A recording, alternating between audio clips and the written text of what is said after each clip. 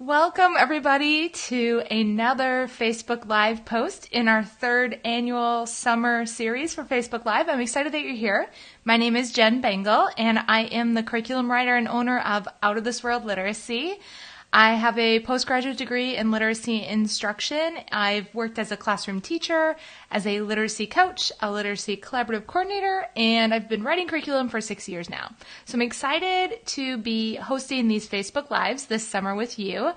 If you are just joining, tonight's topic is all about taking anecdotal notes. I've actually got all of my system here that I'm going to show you on how I take notes in my classroom.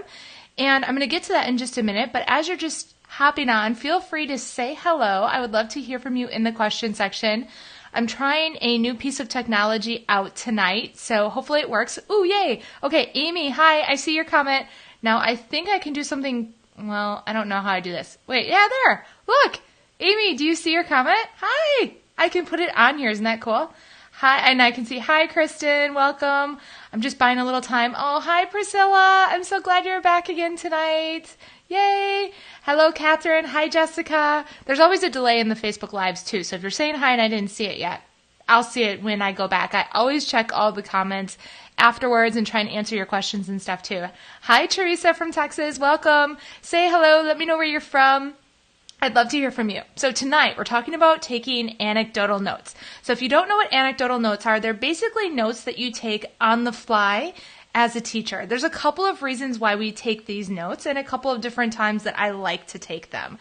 I like to take notes during my guided reading. I like to take notes if I'm conferencing with my students one-on-one. I'll write some things down. Also, if I'm doing a strategy group. But the most of the time that I take notes is during the reading and writing workshop. At the end of the workshop, I take notes during our share. And sometimes I will during the lesson too, but most of the time I'm taking notes during the share time, which is after we're done working independently and I've done seeing my groups and everything. We always get back together to kind of wrap up what we talked about in that lesson. That's when I take my anecdotal notes. So there's a lot of reasons why I take these notes. Number one, the reason why I take these notes for me personally is I want my students to see how much I value what they have to say and what they have to share during that time. And I have found that without a shadow of a doubt, when they see me taking notes on what they have to say, it sends the message to them that I value what they have to say so much that I want to write it down so I don't forget it forever. So guess what happens during the share? A normal share without me taking notes would kind of, we would just kind of be here. We would give a little bit, but when I take notes and the kids know I am writing down what they have to say, they elevate their share game to like the next level. So they're sharing things that they wouldn't normally share if I wasn't writing things down. And I'll tell them that. I'll say something like this. I have a little cheat sheet here in my notes. I'll say, boys and girls, I'm going to take notes as you share what you're thinking today and what you learned so that I can remember all of your learning and all of the things you shared forever. And when I say that to them, they're like, whoa, okay, Miss Bengal really wants to know what we have to say here. So I'm really excited to talk to you about how I do this. So you ready to see? This is what you need when you put together your notes. First of all, you need, it's kind of a glare, but you need extra strong, durable tabs. So if you have ever been in a webinar with me where I talk about notebooks and how I set up spelling notebooks and vocabulary or reading and writing notebooks, I always use these extra strong tabs. They're super durable. They do not ever fall off. They're like really hard. You can see they're not like those flimsy ones that'll fall off and get all over your classroom. So get the extra strong, durable tabs. And you're going to need one per student. So if you have 25 students, this has 66 tabs in it. So if you have more than 66 kids in your class, then you'll need more than one pack, but you probably have less than that. And then just a binder. Here's what I've got going on. This is my binder. And I just made a quick little cover, and actually I've got my husband, Andy, behind the scenes. He's going to give you this cover in the comments, so you can steal this from me. I don't care. It just says reading workshop notes, so you'll have that. And then you need, you need some cardstock. I've got cardstock inside of here, so you can use colored and plain cardstock. I'll show you how I do that. And then you need these bad boys. Does anyone use these to take notes? You're probably like, what? Shipping labels? I use shipping labels to take my notes. It's going to make sense in just a minute. So you need shipping labels. And then, these are so far over here. Something to write with. I use my skinny Sharpie to put the kids' names on these. So I'll put their first names on there. And then you need a clipboard. Okay? So what you do, you get all your stuff organized. So let me show you how my binder is organized. Here's my cover. And again, we have this in the comments. I'll give you this picture. You can print that off. In the inside, I get a piece of colored cardstock for every student. And that kind of separates my sections. So for each student, I have a piece of colored cardstock, and then I have my little tab with their name on it. So it kind of, you can see the colors kind of separated there. And then inside the tab, I just put a couple of pieces of white cardstock. And that's how I start my notebook. So when you start your new year, all you need to do is just get some cardstock and some tabs and a binder, and you can put this together. So once you know your students' names, you can put that together. And this is my notes. So when I get together with my class at the share, or if I'm in guided reading, I am going to have this binder with me. And that's where I'm going to, actually, I lied. I'm not going to have this binder with me. You know what I'm going to have with me? I'm going to have this clipboard with me. So the clipboard has the shipping labels on it. So look at my shipping labels. Whoop, back it up, turn it that way. So I get these shipping labels. They are the, what size? 2x4. So there's 10 on one page. So what I do then is all I do is just take a few of them and I write my students' names at the top of each one of the labels. So I have their names written ahead of time. This is really helpful for me. So you can see I have 2 pages worth. Well, you can't see because my fingers don't really want to work right now. But there's another page under here. So, because if you have 20 students, you'll have 2 pages. If you have 25, you might have 3 pages on your clipboard. But what's really great about this is I'll keep these on my clipboard for a couple of days. So when we get together during the share, I can't call on all of my students to share with the class or I'll be there for an hour.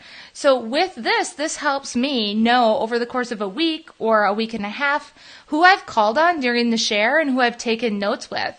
That way I can make sure I'm balancing out that everyone gets a chance to share with the class over the course of a couple of weeks. It's pretty cool. So once they share, all I do is I'll take my little thing, and whether we're in reading workshop or writing workshop, all I do is put, like for reading workshop, I'll just put an RW at the top there to show that we're in reading workshop. And then I'll put the date, which were June 5th. So I'll just throw that on there somewhere. And then whatever my kids share, maybe we had a mini lesson about characters and understanding how the characters felt in the books we were reading. So if Isabella shares, I'll write down what she said. After she talks with a partner, she shares with the class, Isabella says, my character George was really sad throughout the whole time I was reading today, and I know that because he was crying on one page. So character George, I'll write sad, crying, and then she'll say, but I'm not sure why he was crying. I don't really understand why. I just know he was feeling that way. So then I might make a note on my little anecdotal notes like needs help inferring feelings. And then with my little cheat sheet, this is what I do. Now you can come up with your own little system. If I have something that I want to think about for future instruction, this is backwards, there we go. I put a little asterisk next to it. So I have character George, he's sad, he's crying, he needs help inferring feelings. I don't really write things down that I don't think is going to be important for me in the future. Sometimes I write things down that I don't use in the future, but other times, like if I want to touch on how you should think about how characters are feeling, you can infer how they're feeling. I might do that with her in a guided reading group or a strategy group or one-on-one. And then once I get all of these filled up after like a week of having these notes on here, what I'll do then is that's when I get my binder out and I just pull these sticky labels off. So I'll pull, here's Isabella's sticky. These are the notes from Isabella, right?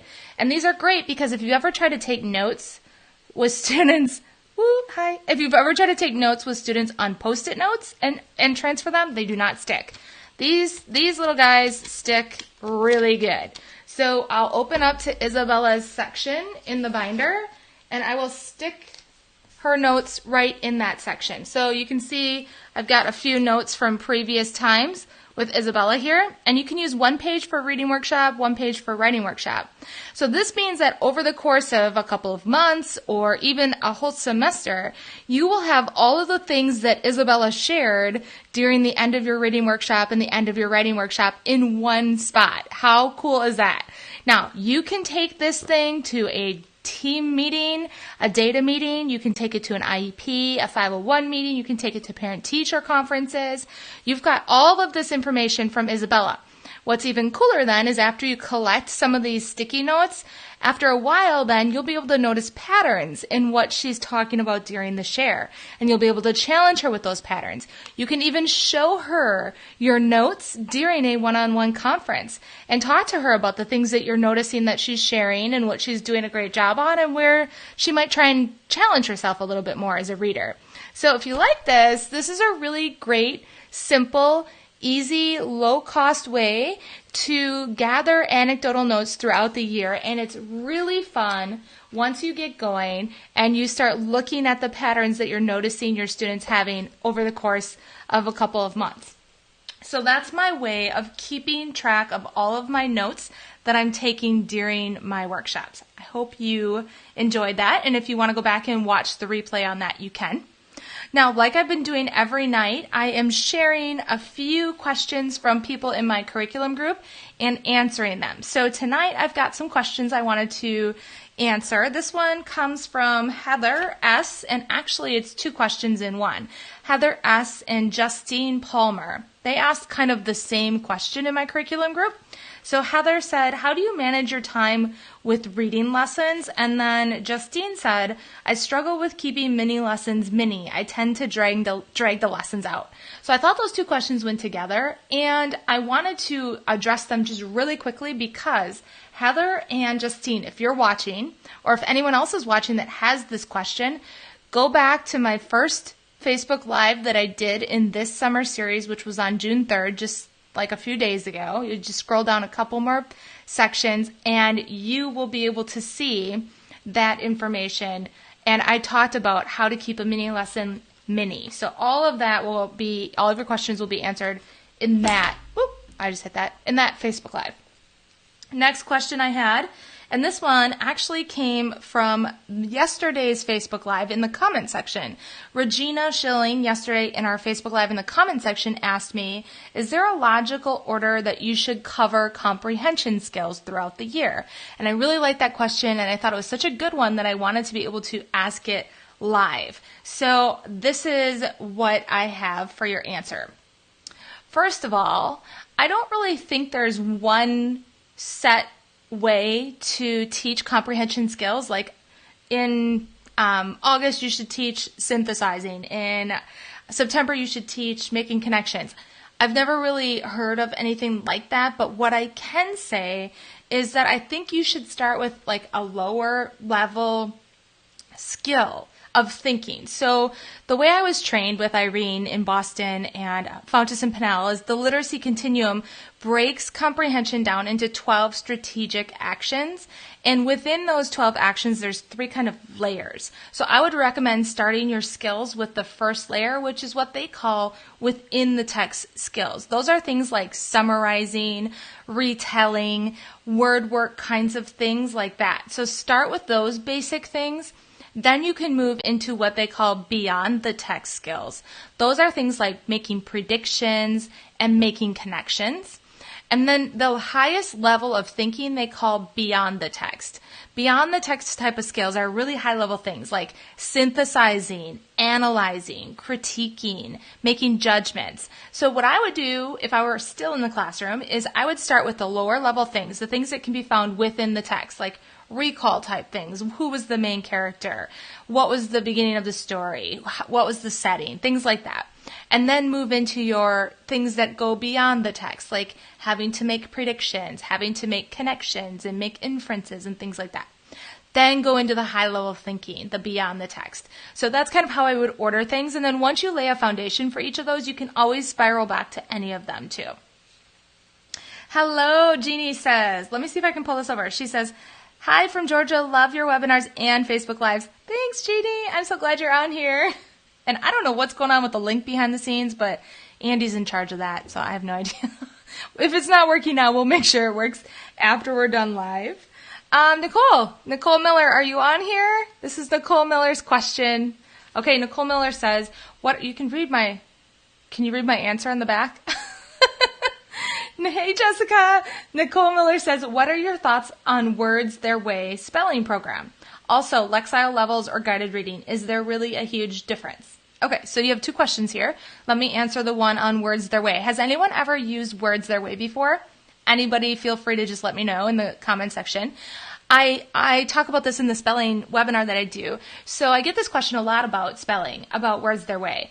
When I was a classroom teacher, I was not using Words Their Way, but when I was a literacy coach and I was pushing into classrooms and observing and things like that, I did watch a lot of teachers use Words Their Way, and I'm familiar with the program somewhat. I didn't teach it as a teacher, but I know it as a literacy coach.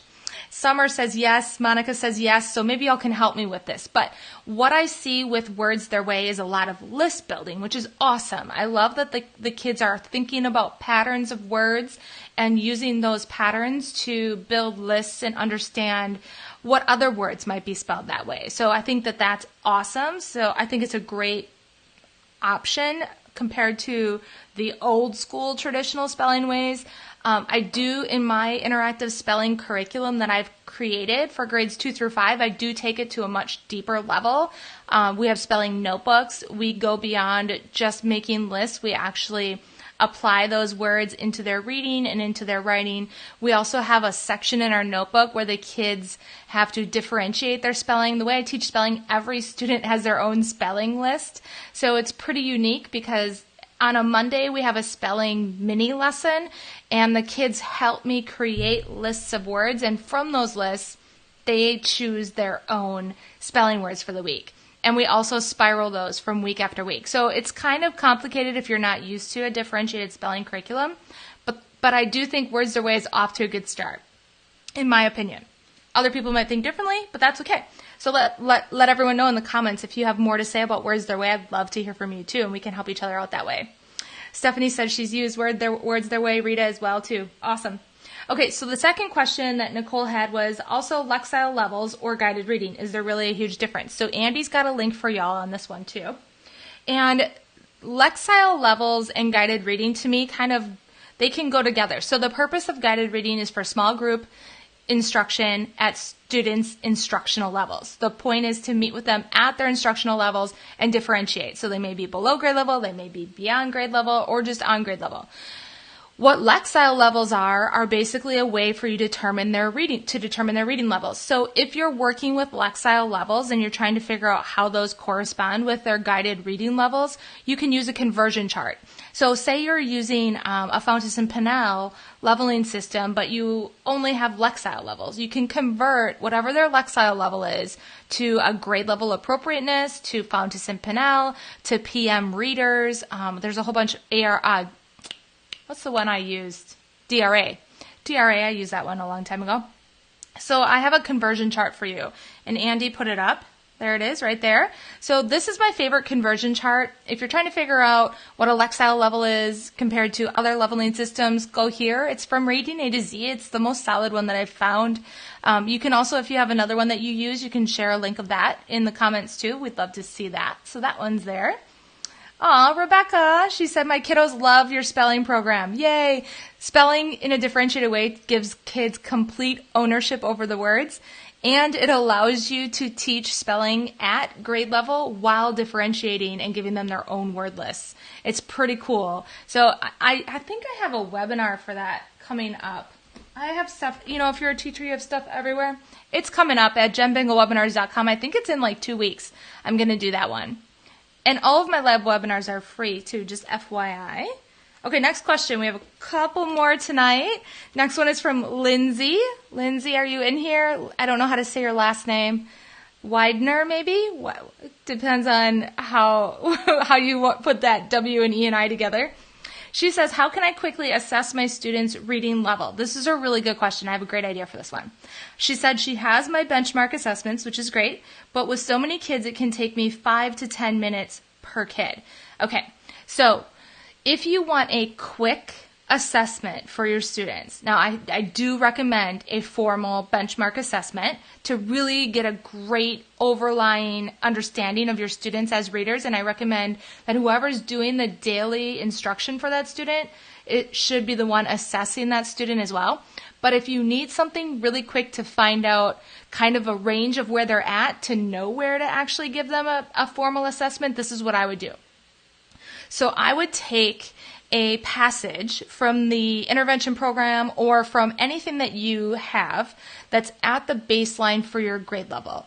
And I would just take that really quickly. I would print 2 copies, put one on my clipboard, have one in my hand, and then I would go around my room while they're reading independently and ask the kids to read that passage to me one at a time.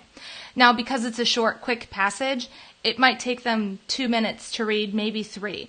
And after they finish reading, I'll ask them to just tell me about it really quick. So you can do a really quick snapshot in 3, 4, 5 minutes or less with each kid, and use a piece of passage, whether it's from my intervention program or whether it's from something else, that's at your grade level.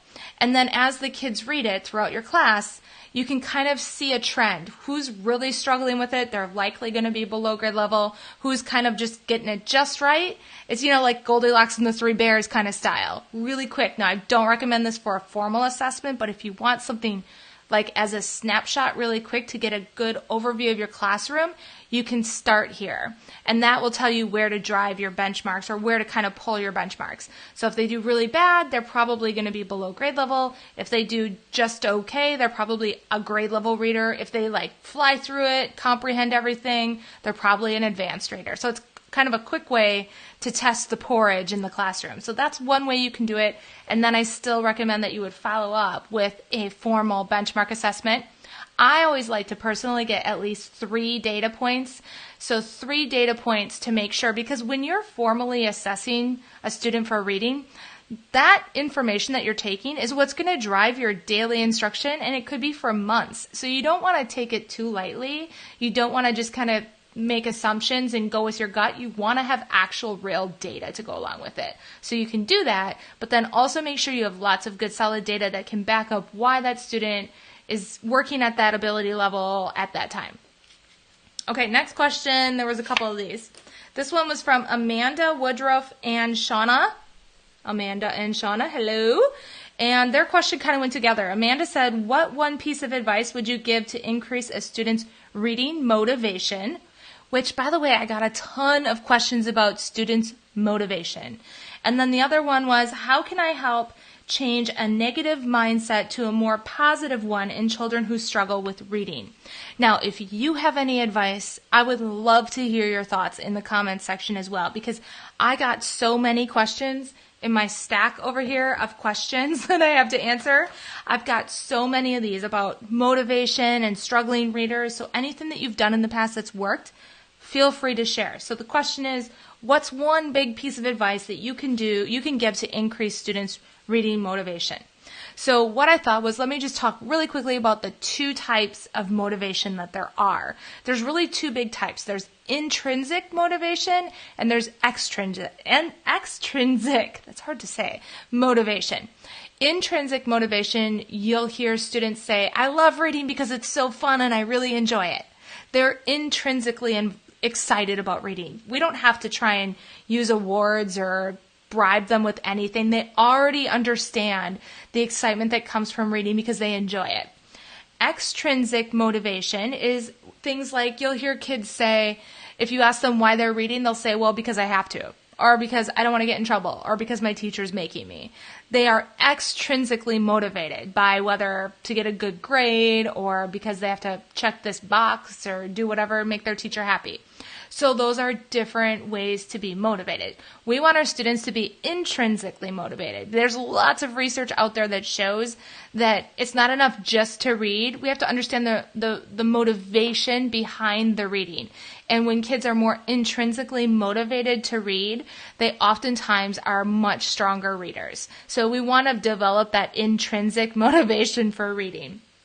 So that's the goal, to become intrinsically motivated. So there's this thing called social motivation too, giving the kids lots of opportunities to engage with their friends. Kids are very social.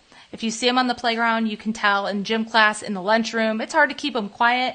They are chatty Cathys. They love to talk with their friends. They love to hang out with their friends. So use that as an advantage to you to help build this intrinsic motivation for reading. Is my best advice, is to get them socially involved with reading so they can read with their partners, they can talk about reading, set up times for them to have conversations with reading, put together book clubs, literature circles, have conversations with them about reading, get them excited. Hey, if they know that reading is tied to social engagement and interaction with their friends, they're going to like reading more already off the bat. So that's just one thing that I would recommend, is to try and get the social aspect built into your reading time. And then these questions, these last two came up that kind of relate to the first two I just answered. Teresa Smith said, my upcoming class of fourth graders is somewhat unmotivated. Again, we have this problem of them not being motivated readers. I don't know if it has anything to do with like maybe these things or video games, maybe, I don't know. But she said, my upcoming class of fourth graders is somewhat unmotivated. However, how do I keep them engaged and excited about reading independently without forcing them? Really good question. And then Charlene said, how can I get my students more interested in reading? So you see, I got a lot of these questions. Okay, so I have 4 things on the back here. This is what I like to do and what I would do in adding to that social motivation is, number 1, be really excited about reading yourself. Even if you don't like to read, if you're a science and math person, which I'm so not, but if you don't like to read yourself, fake it. Fake it till you make it. Be really excited about reading time. Be really excited to read to the kids. You being excited will get them excited too. We really set the tone in everything we do as teachers in our classroom. So when we get excited about something, our kids are going to just naturally want to get more excited. So that's number 1. And then number 2, find out their interests. So collect and read books that interest them. Take time to really get to know your kids. Our teaching is so much about relationship. We're such relational beings. So get to know your kids. Find out what they're really interested in. One year when I was teaching 5th grade, my class became like legitimately obsessed with the Bermuda Triangle. What happened there? Why are all these things disappearing there? We became obsessed with it together. I became obsessed with it, which made them even more obsessed with it that year. And we would have all these theories and hypotheses about what happened. Well, guess what I did that year in reading? I found every book I could find about the Bermuda Triangle. Opinion books, informational books, fantasy books, realistic fiction books, anything I could find in any genre, magazines, short stories, chapter books. I gathered up everything I could find about the Bermuda Triangle, and every single one of my reluctant readers that year scooped those books up so fast because we were talking about the Bermuda Triangle. We were socially engaged and in the conversation about the Bermuda Triangle, and they just wanted to learn more, and they started getting really invested in reading because of that. So whatever you can find, whatever that hook is, use it and exploit it as much as you can. Another thing that year that we really got into was the Bigfoot. Was Bigfoot real or not? And we had these huge debates about Bigfoot and Sasquatch. So that year, I got a ton of books about Bigfoot and Sasquatch. I found short YouTube videos about theories and whether he was real or not. And then we had to read books. So make it around something that they're really interested in, and their engagement in reading will go up. Find books that they can make connections to. So if they're really into video games, find books about cheating on video games and how to win at a video game or something like that. And then ask them questions about books that they're reading just for fun. Don't ask them questions to take grades or ask them questions to get a test grade or something like that, just ask them questions like just casual, just for fun. Model how readers talk to each other, how readers engage with one another. So show them what real life readers look like, not just like we need this grade today or I need you to fill out this card or whatever. Let's just have a conversation. And when they start sharing with you, be really interested. And then if they share like one word, I have this magic phrase I learned from Irene Fountas. There's a book called Choice Words. If you're interested, if you're a nerd word and you want to read that book, it's called Choice Words. It's excellent. But there's a 3-word phrase that I can use that will work on any student to get them more engaged in whatever I'm doing. So if I ask them about the book that they're reading and they say, oh, it's about birds. Oh, cool. It's about birds. Yeah. I'll say, well, tell me more. Well, they're big birds. I'm like, oh, cool. Big birds. Oh my gosh. Sometimes big birds scare me. Tell me more. And then I'll use that phrase over and over in different ways, and I'll comment and react to what they're saying. And then they're like, well, I mean, there's like 100 of them. What? 100 big birds in this book? I would be freaking out. I'm visualizing things in my head. Tell me more. And I'll change the way I ask them to tell me more and more times. And then I get more out of them and more out of them. And it's really, really cool. Hello, Kathy. Let's see. Eva says she's at Walmart. She'll watch the replay later. Hi, Eva from Walmart. Welcome. Let's see. Rebecca has a question. Oh, Jeannie, this is a good one. Or Jean, I'm sorry if I'm saying your name wrong. She said, my kids debated all year whether ghosts were real. Oh, that's a good one. Yeah, see, they get hooked onto these things. So just use that to your advantage for sure. Let's see. Jessica says, after I celebrate a gain with a student, I let them go to share it with their parent. If they work in this school, or I write a note home with another teacher they look up to or someone in the office. They love doing this. Oh, I love this idea, Jessica. Super cool idea. Thank you for sharing. So having them write a little note or a Post-it, take it to the secretary, take it to a book buddy in another classroom to share something they did. Oh, that's super, super cool. Love that idea. Thank you for sharing. Rebecca has a question. When doing guided reading, how do you get reading grades? So, Rebecca, I don't really take grades during guided reading, but I do get grades when the kids are working independently. So I have notebooks for my students, and I'll collect those notebooks. I collect like 3 a day. So I have them on a rotation. So it comes out like every 2 weeks. I'll collect a student's notebook, and in their notebook, they're responding to reading and they're writing things down. So I will grade like graphic organizers that maybe they have glued in their notebook, or I'll collect them not even in their notebook. I'll also take grades on like things that they're responding to as well. So I don't really take grades during guided reading. I'm not so much focused on grades during that time. I'm more focused on getting that intentional instruction in at that time. And if like I do have a guided reading webinar I'm doing tomorrow. So this is going to be a live webinar. I'm doing it one time in June. All my webinars are free. So a webinar is different than this because in a webinar you have the PowerPoints, you have the slides, you have notes, you have free downloads and all that good stuff. So if you wanted to watch that webinar, Rebecca, about guided reading, I do have that. It's at jenbengalwebinars.com. You have to register, and you'll get an email with a link, and you just click that link when it's time to join. It's going to be tomorrow at 7:30 p.m. And if you're watching the replay, that's Wednesday, June 6th at 7:30 p.m. And I'm doing one on mini lessons as well on Thursday. So come to those webinars. We're going to have a lot of fun. All right, so that's all I have. Tomorrow I'm going to talk. Does anyone know what a squircle is? Has anyone heard me talk about a squircle? You're welcome, Rebecca. So tomorrow I'm going to talk about a squircle, and I'll give you a little hint about what a squircle is. It's really cool, and it's something that I use to build my classroom community. So if you're thinking about how you can build your classroom community next year and get some new ideas, I'm going to talk about some things we do with the squircle, and it's going to be really fun. And I'm going to answer a few more of these questions. So tomorrow I'm actually going to be live at 2 o'clock Central in the afternoon because I have a webinar tomorrow night about guided reading. So I won't be live at night. I will be live at 2 p.m. Central. That means that if you want to catch me live, you got to show up at 2 o'clock Central Time, whatever time that is for you. East Coast, probably an hour ahead. West Coast, probably 2 hours behind. But you can always watch the replay too. Hello, Jessica. She said, I do. Oh, yeah. Clarabelle said, my students are always interested in natural disasters. This year, we were glued to what was going on in the California wildfires. Ooh, I love that. You can do so much with that. And talk about real world application in like writing reports, forming opinions, all of that good stuff. Information, tying in science, like amazing. Very, very cool. Awesome. So I'm going to sign off because I've been talking for a while now.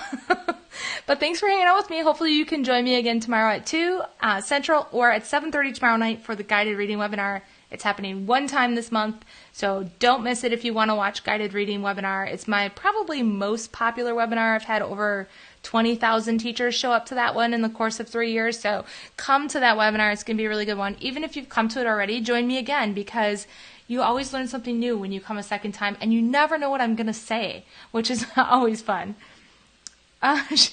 Marge said, I love Squircle. I don't know how to spell it. Hey, I don't know how to spell it either. I don't think it's a real word, so we can spell it however we want, Marge. I'm going to talk about that tomorrow. Hopefully you can come back. You can add some insights to the Squircle for me tomorrow too then. All right, everybody. I will talk to you tomorrow. Have a good rest of your night. Bye.